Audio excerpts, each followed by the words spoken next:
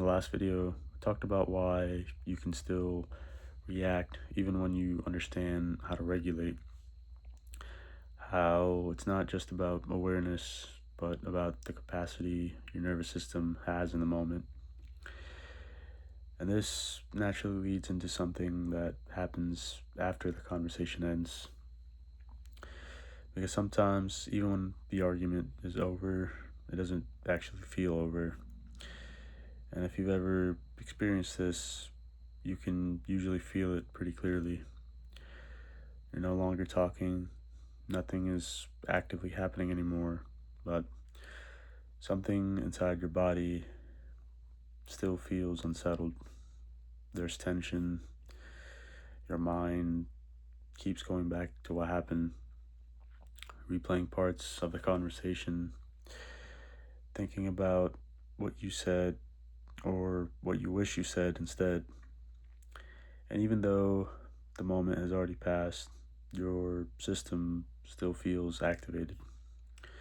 So, what's going on there? Why doesn't it just stop?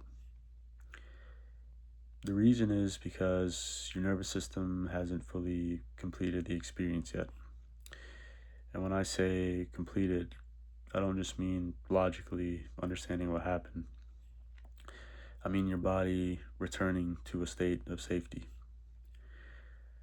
Because when something emotional happens in a conversation, your body doesn't just register the words, it registers the experience, the tone, the tension, the pace of the interaction, whether you felt heard or misunderstood, whether you felt connected or suddenly distant. And if that experience doesn't fully settle in your body, your system stays slightly activated. It's almost like something is unfinished. You might feel that as a tightness in your chest, a heaviness in your body, or a constant pull to go back to that thought and just thinking about it again. And naturally, your mind starts to or tries to resolve that feeling by replaying the moment, trying to understand it, trying to find some kind of closure. But this is the part that's important to understand.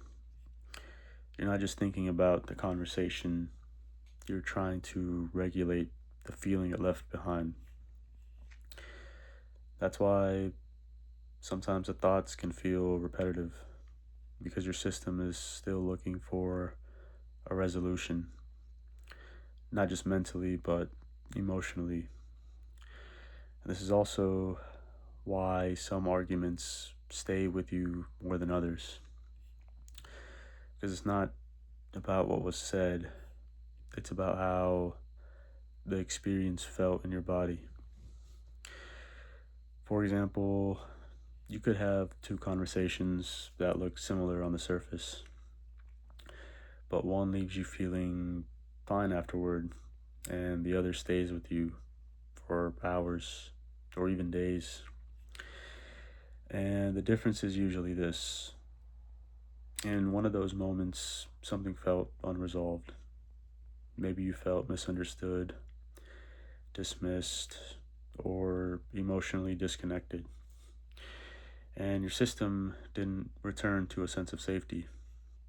So it keeps holding on to it. And there's another layer to this as well. Sometimes what makes a moment harder to let go of is not just what happened, but what it reminded your body of. A similar feeling, a similar dynamic, a similar emotional experience from the past. And even if you're not consciously thinking about the past, your nervous system still recognizes the pattern and responds to it. That's why some reactions feel heavier or more persistent than others. because they're not just about the present moment, they're connected to how your system has learned to process certain experiences over time. So when you find yourself stuck in that loop, constantly thinking about what happened, the goal isn't just to force yourself to stop thinking about it. And it's not to rush yourself into moving on, because that usually doesn't work. Instead, you can start by recognizing what's actually happening, that your system is trying to settle, trying to complete something that it didn't fully process.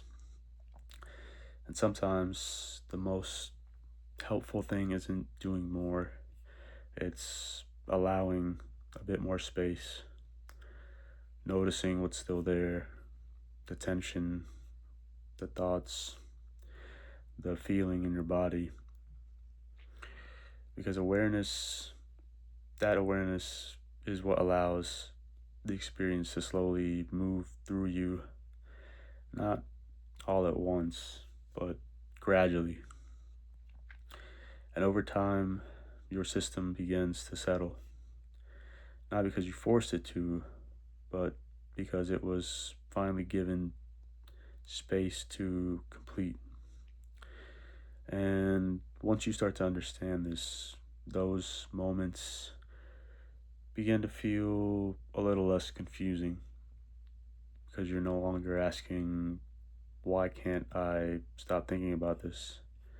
You start to understand, my system is still trying to process what happened. And that shift alone can change how you relate to those moments. In the next video, I'll talk about why your mind keeps replaying conversations and why that loop can sometimes feel so hard to break.